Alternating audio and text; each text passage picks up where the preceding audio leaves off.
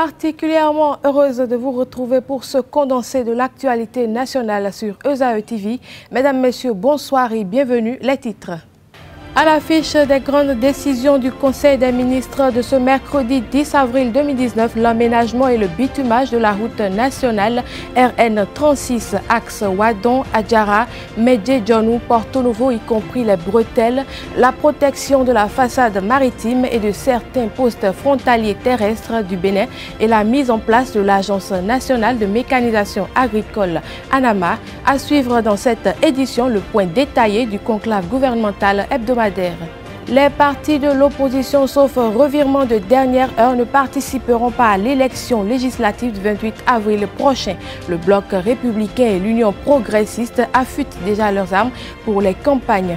Dans l'opinion publique, plusieurs voix s'élèvent pour inviter l'opposition à se mobiliser pour évoluer en rang serré. Ceci pourrait encore faciliter et favoriser au même titre que les partis de la mouvance leur participation effective au scrutin du dimanche 28 avril 2019. Le commentaire de la rédaction s'y penche, nous y reviendrons. Entamé le week-end dernier, la phase retour du championnat Vital en Ligue 1 connaîtra son deuxième acte. Cette seconde partie de la saison du dit championnat qui a démarré cet après-midi au stade René Pleven de Cotonou.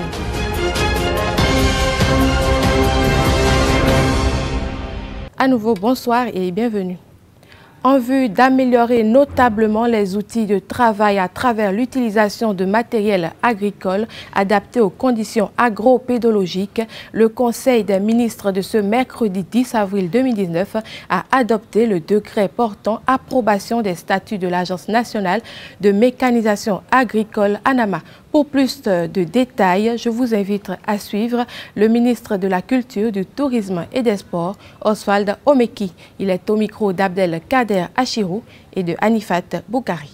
Au titre des mesures normatives, mise en place de l'Agence nationale de mécanisation agricole ANAMA. Le gouvernement, à travers son programme d'action, met en œuvre une politique agricole visant à faire du secteur le principal levier de développement économique, de garantie de la sécurité alimentaire et nutritionnelle, ainsi qu'un pôle essentiel de création d'emplois. Or, le secteur, en dépit de l'augmentation constante de la production, reste confronté à de nombreuses difficultés liées, entre autres, à un faible niveau de mécanisation agricole. C'est en vue d'améliorer notablement les outils de travail et par la suite les rendements, à travers l'utilisation de matériel agricole adapté aux conditions agro-pédologiques de nos terroirs, que le Conseil a adopté le décret portant approbation des statuts de l'Agence nationale de mécanisation agricole. L'opérationnalisation de cette agence permettra de relever à terme les défis actuels et futurs afin de faire face aux nouveaux enjeux du secteur, l'objectif visé étant de rendre notre agriculture plus compétitive. Agrément de société au régime préférentiel du Code des investissements. Le Conseil des ministres a adopté les décrets portant agrément au régime C du Code des investissements de la société Dongako Textile Sarl pour son projet d'installation d'une usine de fabrication de textiles, de la société Dongako Raffinerie d'huile végétale pour son projet d'installation d'une usine de fabrication d'huile végétale, de la société Dongako Savon Détergent Cosmétique Sarl pour son projet d'installation d'une usine de fabrication de savon de toilette, de savon de lessive et de détergent, et enfin de la société Dongako Papier Sarl pour son projet d'installation d'une usine de fabrication de papier rame et de papier toilette.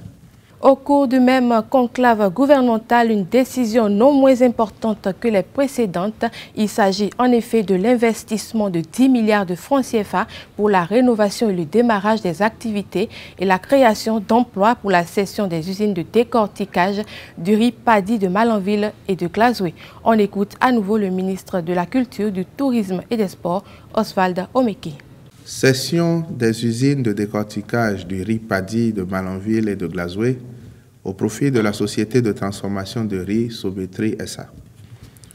Lors du Conseil des ministres, en sa séance du 19 octobre 2016, il avait été décidé de procéder à la cession intégrale des usines de transformation des produits agricoles et des 2 rizeries de Glazoué et de Malanville actuellement à l'arrêt, afin qu'elles soient réhabilitées pour contribuer par leur potentiel au renforcement du tissu industriel de notre pays.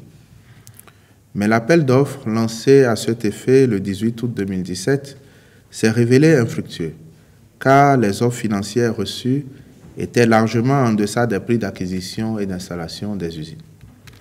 C'est alors que la Sobretri SA, qui avait déjà fait les meilleures offres financières pour les 2 usines de riz, soit un montant de 300 millions de francs CFA chacune, a manifesté son intérêt pour leur acquisition à un prix revu à la hausse.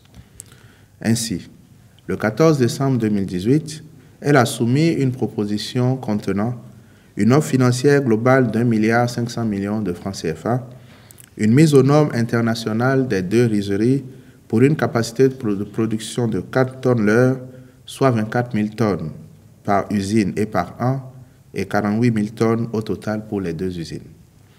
Un investissement de 10 milliards de francs CFA pour la rénovation, le démarrage des activités et la création de 220 emplois directs et 800 emplois indirects. Un engagement pour la construction, dans un délai de 2 ans après la date de démarrage, de 2 autres usines de décortiquage de riz paddy d'une capacité de 24 000 tonnes chacune dans la vallée de Lomé pour un investissement supplémentaire de 15 milliards de francs CFA.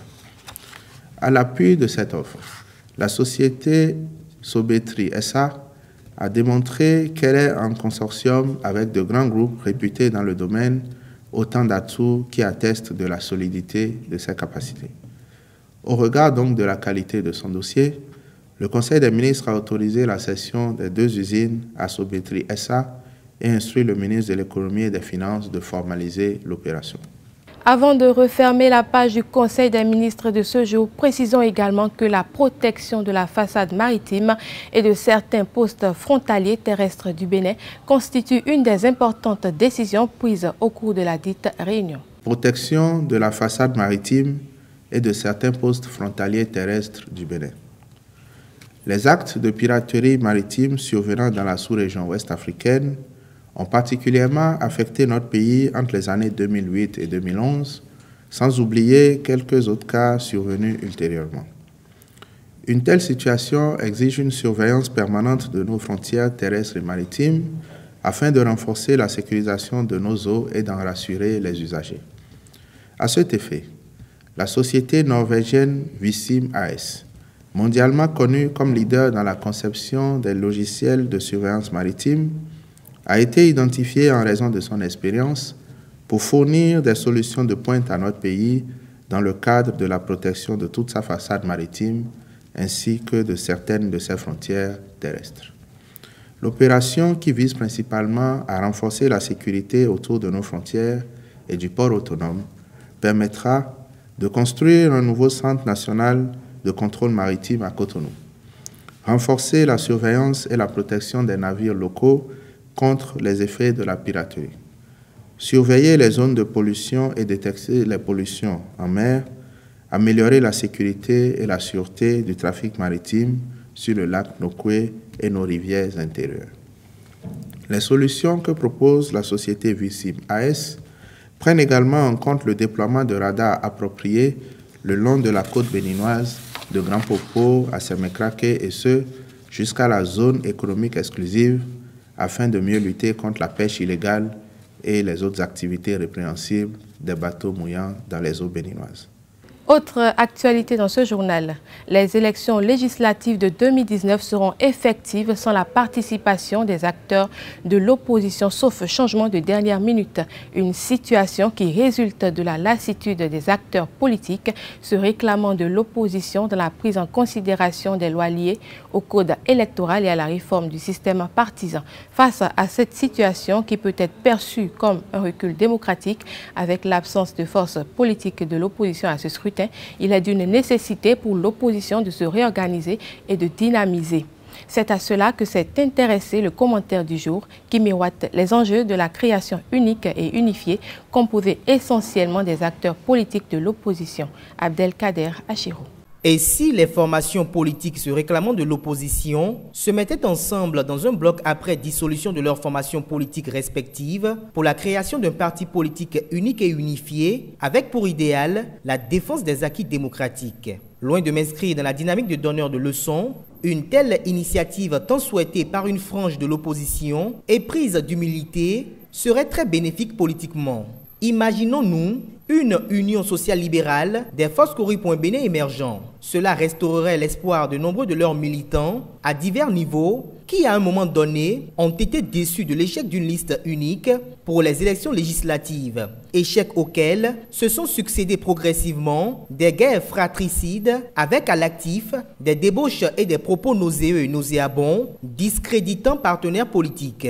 Et à la grande union sacrée d'hier, autour de la coalition pour la défense de la démocratie, s'est installée à petits coups la haine, le mépris et l'individualisme. La division s'est installée et s'est érigée en principe existentiel avec une myriade de querelles intestines. Ainsi, face aux enjeux de l'heure, les altruistes et philanthropes membres de cette obédience politique, qui se disent ne pas être en phase avec les actions du régime en place, doivent s'y atteler à la concrétisation de ce vœu cher à beaucoup de politiques, pour en citer le jeune Nouroudine Saka Saleh, qui l'a maintes fois martelé.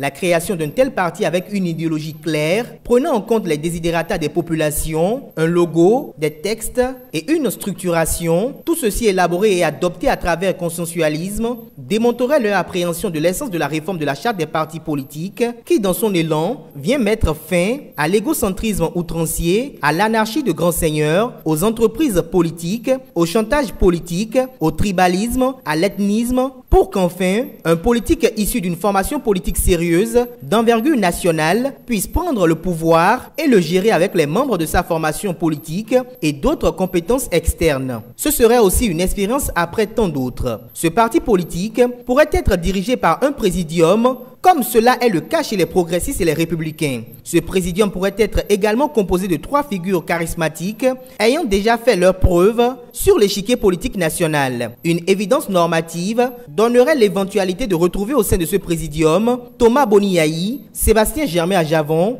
et Candide Armand Marie Azanaï. La concrétisation d'une telle action qui fascinerait même le président Patrice Talon sera gage d'une objectivité de leur combat au profit de l'intérêt général et non personnel, comme le reflètent certains de leurs agissements actuels. L'opposition doit savoir qu'en politique aussi, il faut faire l'âne pour avoir le foin. Ne pas l'admettre serait vivre dans un conte de fées. En revanche, l'opposition doit se méfier de la race d'opportunistes politiques qui sont en train de glisser progressivement dans leur rang parce qu'étant en difficulté d'être réélus au Parlement pour le compte de la 8e législature. L'opposition doit se méfier d'eux car les centres d'intérêt ne sont pas les mêmes. Elle doit se souvenir qu'ils ont été aussi partisans des législations qui font objet de polémiques et de controverses. Si ce géant parti politique se crée conformément aux textes et lois en vigueur et que la délivrance de documents administratifs attestant leur existence légale en tant qu'entité politique tarde à venir, alors à ce niveau, il n'y aura plus aucun doute sur ce qu'il y a une main invisible qui, dans le visible, tente constamment de les exclure de la scène politique.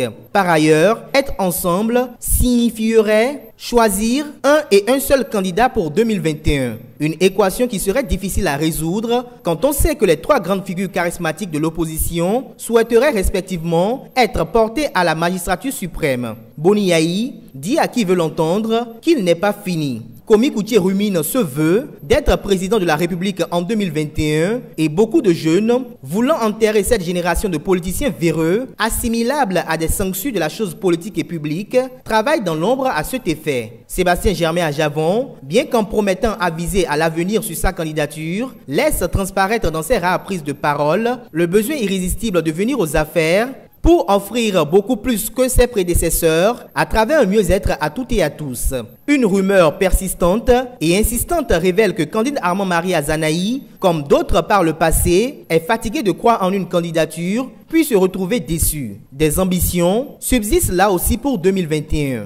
Dans ce contexte, si les données ne changent pas et que ce parti politique naissait, son destin serait hypothéqué, donc voué à l'échec. Alors mettre de côté ego, logo et ambition personnelle et œuvrer en solidarité fraternelle offrirait plus de chances à l'atteinte des objectifs politiques fixés. À 2 ans de la fin de son quinquennat, plusieurs réformes restent à mener par le gouvernement du président Patrice Talon pour un mieux-être des Béninois. La question de l'emploi est au cœur de ces réformes. Pour plus d'explications, je vous invite à suivre Jacques Migan, ancien bâtonnier et membre du bureau politique du Bloc républicain. Est-ce qu'il a tout fait en 3 ans? Non, il n'a pas tout fait. Il y a encore des choses à faire. Et ce qu'il faudrait surtout aujourd'hui, c'est comment faire pour régler le problème d'emploi. Parce que quand vous prenez les statistiques, monsieur le journaliste, vous constaterez qu'au niveau du chômage, nous sommes à 2,4%, alors qu'il y a beaucoup de problèmes à ce niveau. Problème au niveau du sous-emploi, qui occupe 71% de ceux qui travaillent. C'est-à-dire que vous avez des gens qui ont reçu une formation, et je prends le cas de quelqu'un qui a fait les lettres, qui a fait l'anglais, l'espagnol, et qui est prédestiné à l'enseignement, pour donner cet exemple, et vous le retrouvez en train de conduire un ZEM. Il est sous-employé. Vous avez quelqu'un, par exemple, qui a fait des études universitaires et qui se retrouve comme vendeur d'essence, ou qui sont à Dantokpa en train de vendre, pas parce qu'ils n'auraient pas voulu faire le métier, enfin, ou du moins le métier qui correspond à la formation qu'ils ont eue, mais c'est parce qu'ils n'en ont pas trouvé. Comment faire pour régler ce problème de sous-emploi qui occupe 71% de nos compatriotes et qui cache la réalité, puisque je vous ai dit tout à l'heure que le chômage tourne autour de 2,4%, alors que les sous-employés sont autour de 71%. Donc voilà une préoccupation du gouvernement du président Patrice Talon pour les 2 années à venir. Et l'accent a commencé, une réflexion a commencé déjà par se faire à ce niveau. Comment faire pour que la formation soit alternée à l'université où vous serez et l'entreprise où vous serez en train d'apprendre, d'être dans la pratique. Donc, beaucoup de choses qui se feront. Idem pour les cantines. Je parlais tout à l'heure des cantines pour les enfants, afin de leur permettre de suivre les cours normalement, puisque quand un enfant ne peut pas manger à sa faim, à l'école, ne peut pas prendre un repas, vous connaissez comme moi la formule « ventre affamé n'a pas d'oreille », alors que l'instruction est la richesse.